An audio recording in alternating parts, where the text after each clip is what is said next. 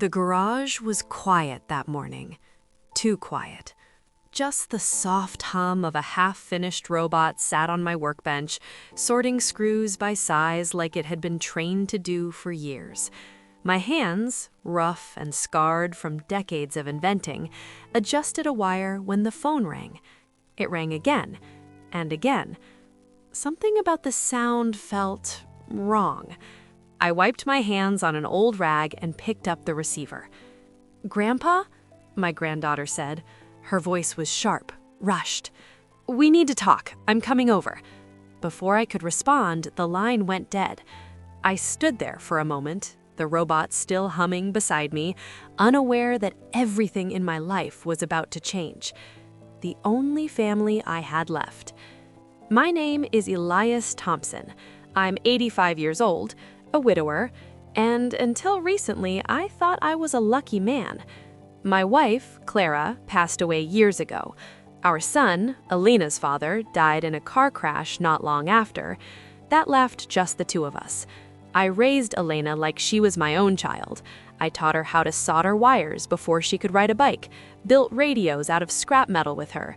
When she asked how things worked, I never told her because. I showed her. She was brilliant, curious, hungry for more. I paid for her education, quietly. MIT, engineering, scholarships on paper, royalties in reality. She never knew where the money came from. That was intentional. Because I didn't want her to love me for what I had, I wanted her to love me for who I was. Then she met Victor, the man I never trusted. Victor was polished, confident, always talking about scaling and disruption.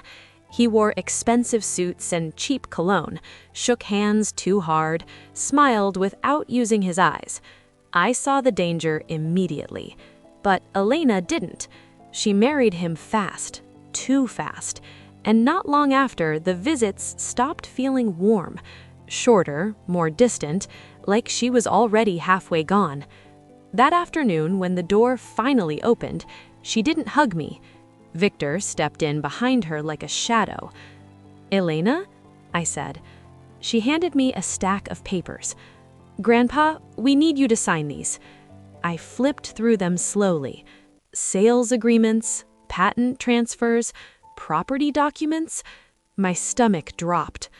"These patents are my life's work," I said quietly. Victor leaned against the doorframe, smirking. "They're outdated, Elias, just old junk collecting dust." Elena wouldn't meet my eyes. "We're starting a company, Innotech. We need capital. This is the fastest way." "What about this house? Your grandmother?" "You'll be fine," Victor cut in. "We've already picked a senior living facility. Great staff. You won't be alone."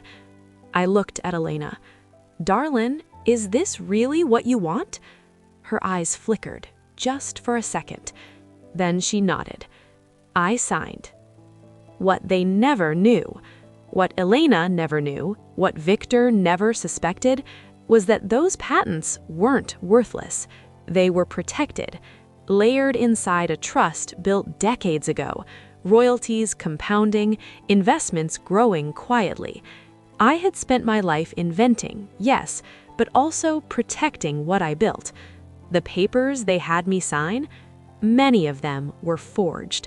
I knew that, and I let it happen, because sometimes the hardest lessons can't be taught, they have to be lived. Thrown away like scrap. Within weeks, everything was gone. The house sold cheap, the patents flipped fast, my tools boxed up by strangers. I watched from the curb as movers carried out the rocking chair where Elena used to fall asleep as a child. She avoided my eyes. "We'll visit," she said. Victor didn't say a word. He just smiled. I moved into Shady Oaks Senior Living, room 12B. One roommate, one window, one narrow bed. People whispered in the halls. Poor man, his family abandoned him. They weren't wrong. The rise of Innotech. Elena and Victor moved to California. Innotech exploded. Magazine covers, investor buzz, revolutionary tools. Most of them looked familiar. Rebranded versions of my own designs. Smart wrench, adaptive solar tech, efficiency systems I had built decades earlier. Victor bought a mansion, Alina drove a car worth more than my house ever was, and I watched quietly, from a phone, from a lawyer. "Elias," my attorney Hargrove said one afternoon, "we can shut this down now." "No," I replied, "not yet." The fall came faster than the rise. Lawsuits, patent disputes, investors asking questions. Victor started moving money, offshore accounts, shady deals. Then, one night, the call came. "Grandpa?" Her voice was hollow. "Victor took everything. The company's bankrupt. He ran. I don't know where to go." There was a long pause. "Can I come see you?" Rock bottom. She arrived with one suitcase. No designer confidence, no media smile, just exhaustion. She slept on a fold-out cot beside my bed, ate cafeteria food, applied for jobs. Rejection after rejection.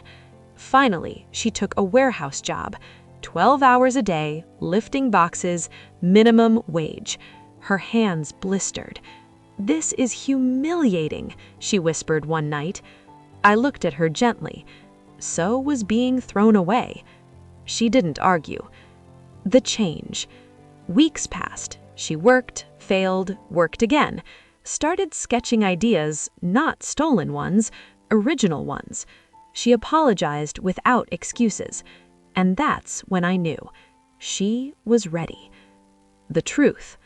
One evening, I slid an envelope across the table. Her hands trembled as she read. Patents, trusts, accounts. Millions. You knew?" she whispered. "Yes," I said. "You let me suffer?" "I let you learn." She cried in my arms like she did when she was 5. The rebuild. We reclaimed everything. Victor went to prison, and Elena never took shortcuts again. We built together, ethically, slowly. Today, the garage hums again. And the fortune, it's no longer silent.